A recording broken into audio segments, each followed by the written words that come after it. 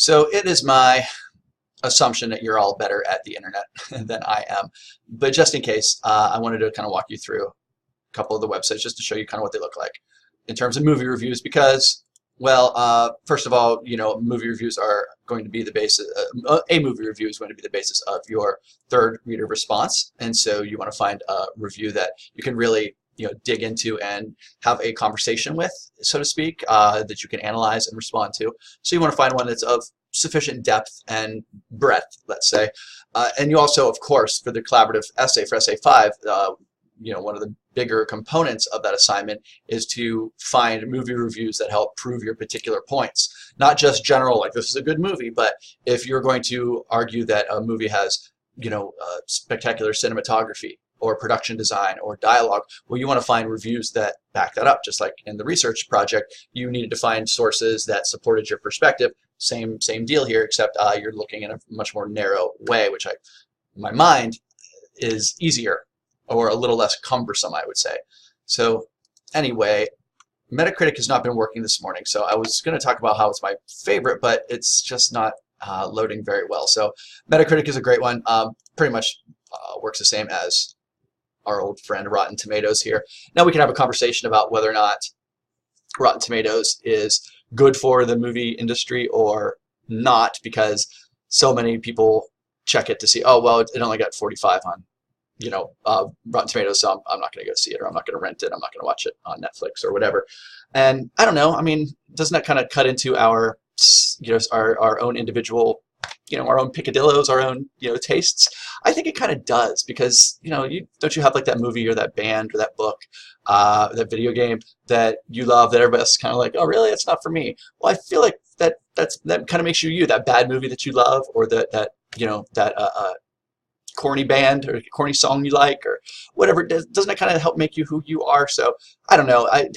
I don't love Rotten Tomatoes, but in terms of being able to find reviews, it makes that really easy. So you have a couple of options. You can just see what's coming out this week, and this week, or at least when I'm at the time of this recording, you can see that the new Thor movie, or My Friend Dahmer. Guess who that's about? Lady Bird and LBJ, right? They were they were married. I don't think they're both about the same people, but you can pick one just from here. If you just if you want to path of least resistance, there's movie reviews right here. If you want to, well, let's just click on this because Halloween was was yesterday when I'm recording this.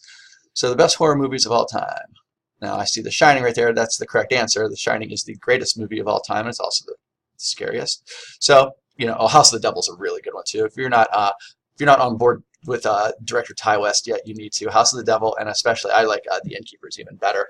So if you want to review a horror movie, that would be certainly a good time of year to do that. Ooh, The Descent. If you've not seen The Descent, if you're a claustrophobic type person, it's about they go into a cave and things go bad. A bunch of ladies go into a cave. The Invitation's a really creepy movie. I'm just kind of skimming to see, well, where is The Shining? Fright Night has a better review than The Shining. I find that hard to believe. The Conjuring, that's a good one too. The Dead Zone, very creepy David Cronenberg adaptation of a Stephen King novel. That's pretty good. Oh, The Exorcist, very good one too. So okay, I was looking for The Shining, and The Shining I found. Let's see. So 87%. Okay, I guess the average audience score is better. Let's see. Cast. So critic reviews for The Shining. That's kind of where I wanted to land on. So you can see that this is important. I'm going to go in full screen. Okay, first of all, Shining, greatest movie of all time. Stanley Kubrick, greatest director of all time. But more importantly, Rotten Tomatoes doesn't generate reviews; they provide them. Okay, so it's just it's a point of access for you. So you see all these: New York Daily News, Time Out, okay, Time Magazine. Most of the time, if you see a city in New York, Chicago, that's a pretty good place to start, because it means it's a regional publication. So if you want to, let's go to Richard Trickle's Time Magazine review. Click on the full review. Again, I'm assuming this is all second nature. Okay, continue reading. Oh, want the full story. So some of these are going to be paywall blocked. That's good to know. I don't think that used to be true. So let's see if we can get this full review from Ernest. Sometimes it's going to happen with older reviews, but okay. So yeah, here's a nice lengthy review, and of course some clickbait all around. So that's a fine length of review. Shelley Duvall, look at that terror in her face. Okay, so that's sort of the easiest way is to, like I said, you can pick a movie and find a review. You can search for a specific movie.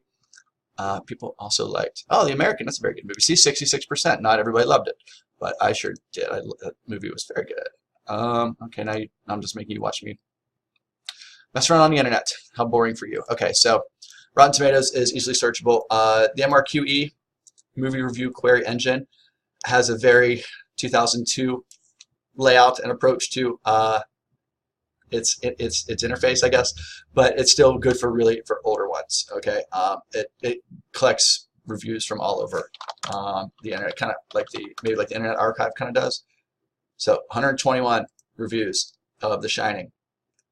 So again, look at all these, right? So some of these, maybe if you can just, you want to apply the same criteria to your movie review, searches that you do for other sources. Does it have an author? Is it recent? Again, with older movies, that criterion becomes less important. But, are you looking at it in a wide range of places? I just don't want all, Roger Ebert reviews, even though he's a great reviewer. R.I.P. And are they credible? So, you want, sort of professional critics. They tend to have a little more credence, or at least I think they should. So MRQE is a really good way of finding lots of reviews. Sorry to make you a little click sick there. These are other websites that I just like: HitFix, the AV Club, Roger Ebert. Of course, me with the New York Times. The art section, you get, I think, 10 articles a month from the New York Times before you have to pay for them. So you can definitely make one of those a review. Although, well, I guess today's November 1st, so I get 10 more. I blow through mine usually by the first or second day of the year. Now, YouTube is an interesting one because now my kids have completely hijacked my YouTube, so you can see all the videos that they watch, Katy Perry and kids playing with toys. But let's see, like maybe you have like a favorite movie reviewer on YouTube. There's Lord knows there's plenty of them out there, and so if you want to complicate the notion of what constitutes a movie review, I'll tell you what, I'm all ears. I'm very curious to see what you would do with that. So if you want to base your reader response off of the video, by all means, feel free to. If you want to use a YouTube source in your collaborative essay, by all means, go for it. I think that's a great idea. So I just went to one that I'm particularly fond of, Nerdwriter. He makes video essays that I find completely compelling. His most recent one was about, sometimes the subjects are about, like Black Mirror is a TV show, or Norm Macdonald, the comedian, but a lot of them are about movies and also about fine art, which I, of course, very much love. But different ways of interpreting and thinking about movies that maybe you are aware of. So you can see Scott Pilgrim versus the World. It's a good one. Or The Prestige, which is, I think, Christopher Nolan's greatest movie. Come at me, bro. I know that's a particularly hot take.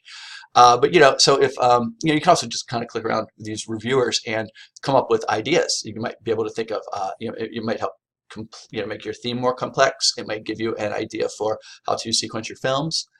So you probably have one.